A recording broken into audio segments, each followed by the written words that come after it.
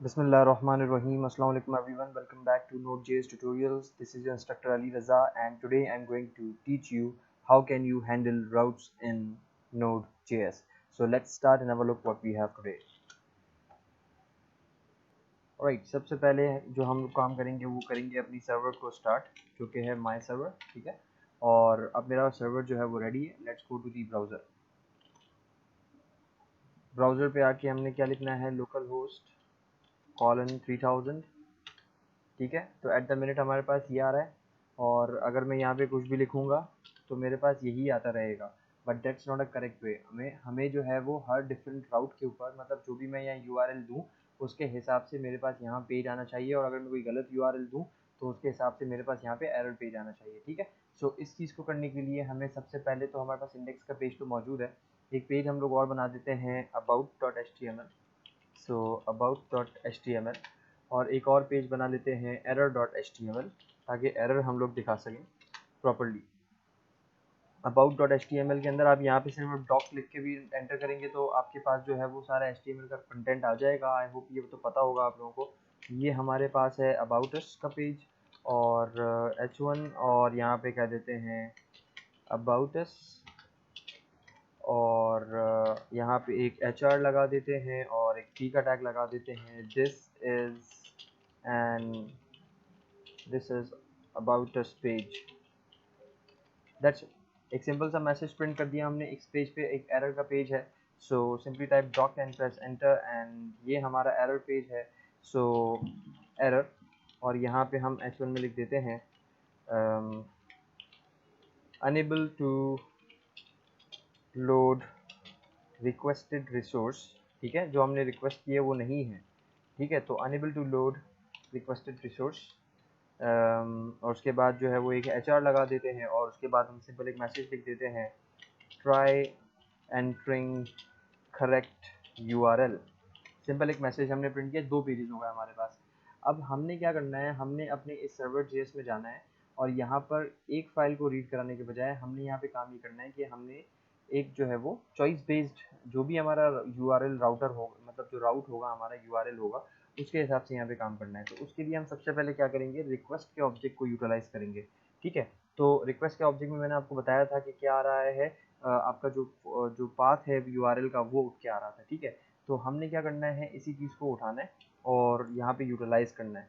तो सबसे पहले तो हम एक काम ये करेंगे कि एक सिंपल जो है वो वेरिएबल बना लेते हैं. Variable and path is equals to, और इसमें मैं ले देता हूँ ./ पहले से हार्ड कोड कर देता हूँ. ./ मैंने क्यों हार्ड कोड किया है, ताकि जो मेरी रूट डायरेक्टरी है उसका जो है वो सिंटेक्स पहले से मौजूद हो. अगर आपके ये सारे पेजेस किसी फोल्डर में होते तो आप उस फोल्डर का नाम भी ऐसे लिखते, अदरवाइज़ आपको अभी यहाँ ज़रूरत नहीं है.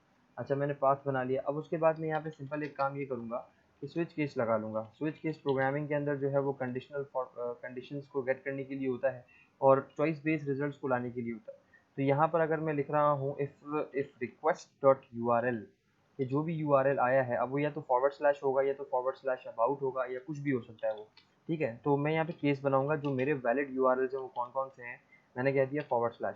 अगर रिक्वेस्ट डॉट URL में / उठ के आ रहा है तो सिंपल आप एक केस बनाएं, और इस केस के अंदर क्या कर दें, इस केस के अंदर हम लोग इस पाथ के साथ ये जो हमने वेरिएबल बनाया है इस URL को कॉन्कैटिनेट भी कर सकते हैं, और हम डायरेक्टली हार्ड कोड भी कर सकते हैं. तो मैं क्या लिख सकता हूँ, पाथ प्लस इक्वल्स टू, और यहाँ पर हम दे देंगे सिंपल जो हमारे पेज का नाम है, जो कि होम पेज है, वो है index.html.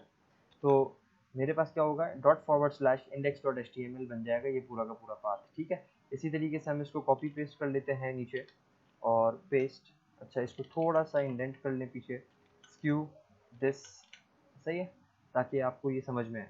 अच्छा, अगर / अबाउट आ जाए तो फिर जो है वो हम कहाँ जाएंगे, about.html. / पहले से ही लगा हुआ आएगा क्योंकि कॉन्कैटिनेशन कर रहे हैं हम लोग. उसके बाद हम लोग जो है वो डिफ़ॉल्ट केस, क्योंकि अभी हमारे पास 2 ही राउट हैं, तो डिफ़ॉल्ट केस बनाते हैं कि इन केस अगर कोई प्रॉब्लम आ जाती है या कोई गलत बात आता है तो फिर हम क्या करेंगे, और वो चीज़ यहाँ पे हम कॉपी और पेस्ट, और यहाँ पे अबाउट के बजाय हम दिखा देंगे error.html. ठीक है, तो ये कर लिया हमने सेव.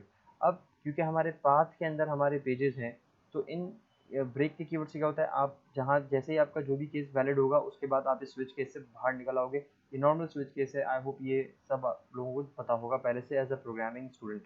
अच्छा, अगर नहीं पता तो फिर आप जो है वो मेरे चैनल के ऊपर देख सकते हैं, डिफरेंट सी शार्प की प्लेलिस्ट भी मौजूद है, वहाँ पर भी स्विच केस मिल जाएगा, जावा की प्लेलिस्ट में मिल जाएगा। ठीक है, जावा स्क्रिप्ट की भी जो है वो वहाँ पे लेक्चर्स हैं, उसमें भी स्विच केस आपको मिल जाएगा। ठीक है, खैर तो अब यहाँ पर जो है वो index forward slash index dot HTML के बजाय मैं क्या लिखूंगा, अपना पाथ स्पेसिफाई करूंगा, जो मेरा पाथ है। और इस पाथ के अंदर मैंने क्या दिया हुआ है, डॉट फॉरवर्ड स्लैश और उसके आगे इंडेक्स डॉट एचटीएमएल होगा, या तो जब फॉरवर्ड स्लैश टैकल होगा रिक्वेस्ट डॉट यूआरएल के अंदर, जब फॉरवर्ड स्लैश अबाउट आएगा तो ये, और उसके अलावा कुछ भी आएगा तो फिर error page. I hope that this make sense. अच्छा, पाथ आपने यहाँ पे स्पेसिफाई कर लिया। पाथ स्पेसिफाई करने के बाद अब हम लोग क्या करेंगे, अपने सर्वर को यहाँ पे स्टॉप करेंगे और सबसे पहले तो अपने सर्वर को रीस्टार्ट करेंगे। सर्वर को रीस्टार्ट किया, let's go back to the browser. Alright, so सबसे पहले तो मैं फॉरवर्ड स्लैश पे जाता हूँ, तो मेरे पास जो है मेरा होम पेज आ रहा है। लेकिन जब मैं यहाँ पे फॉरवर्ड स्लैश अबाउट लिखूँगा तो मेरे पास देखें अबाउट का पेज आ रहा है अब। और अगर मैं यहाँ पे फॉरवर्ड स्लैश कुछ भी लिख दूंगा तो वो कहेगा unable to load the requested resource. ठीक है, तो आई होप कि आप लोगों ने एक सिंपल से जो है वो स्विच केस के ज़रिए से अपनी राउट्स को कॉन्फ़िगर किया, और जो भी राउट आ रहा है उसके हिसाब से वो वाला पेज यहाँ पे डिस्प्ले हो रहा है। ठीक है, सो उम्मीद है आप लोगों को ये लेक्चर समझ में आया होगा। अगर इसमें कोई भी प्रॉब्लम हो, do ask me and do right in the comment. That's all for today.